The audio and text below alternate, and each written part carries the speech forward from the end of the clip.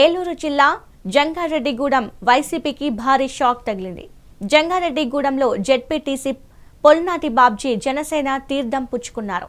బాబ్జీని deputy CM Pawan Kalyan కండువా కప్పి పార్టీలోకి ఆహ్వానించారు. బాబ్జీ చేరికతో మెట్ట ప్రాంతంలో జనసేనకు బలం పెరగనుంది. 2029 ఎన్నికలకు జంగారెడ్డిగూడెం నియోజకవర్గం కానున్నట్లు తెలుస్తోంది. వచ్చే ఎన్నికల్లో గెలిపే లక్ష్యంగా జనసేన అడుగులు వేస్తోంది. బాబ్జీ జిల్లాకు చెందిన కీలక కాపు నేత కావడంతో రాబోయే రోజుల్లో జనసేనలో ఆయనకు అత్యంత ప్రాధాన్యత ఇచ్చే అవకాశం ఉందని విశ్వసనీయ వర్గాల నుండి సమాచారం.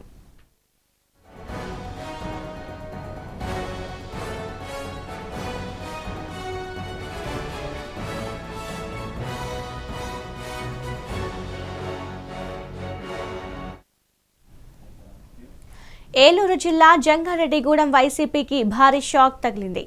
జంగారెడ్డిగూడెంలో జెడ్పీటీసీ పొల్నాటి బాబ్జీ జనసేన తీర్థం పుచ్చుకున్నారు.